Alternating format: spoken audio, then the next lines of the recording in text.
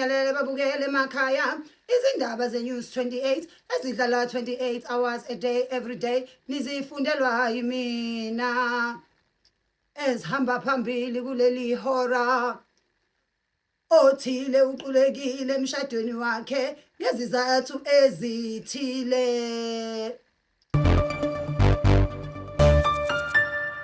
Umkhonyana uwebhu phansi ngesikhathi ebona umakoti wakhe okokuqala.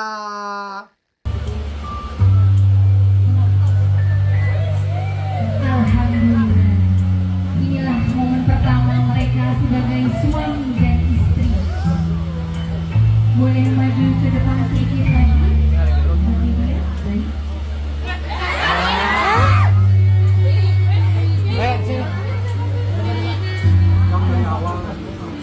Sekuvele kumDVD osusabalele ezikundleni zokuxhumana ezithile okhombisa umkhwenyana othile ekusolwa ngokuthi uquleke ngesikhathi ebona umakoti wakhe emshadweni wabo kanti ubembona okokuqala. Njengoba nje lo mshado bekuwumshado ohlelwe yimndeni ethile phecelezi arranged marriage. Kubikwa ukuthi ngesikhathi umakoti othile esondela kumkhonyana evula iveyili eveza ubuso, umkhonyana uquleke bhu phansi wathelwa ngamanzi kwabanhlangazi buya nomoya kuze kwafika ama-ambulance athile amthathe amyisa esibhedlela esithile. Kanti amalungu omndeni othile agijime ayofuna usizo kuleso sibhedlela ngokuthi abaqhubeke babashadise.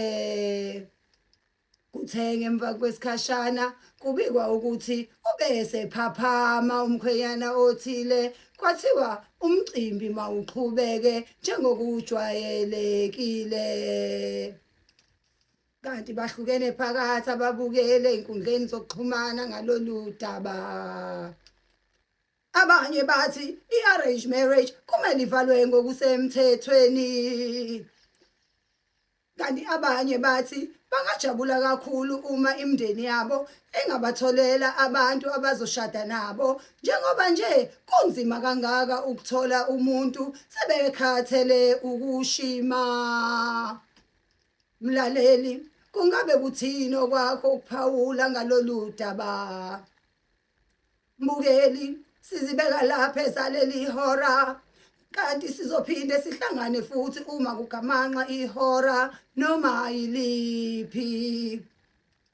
Lezi bekuyizindaba ze-News 28 ezidlala 28 hours a day every day kanti benizifundelwa yimina.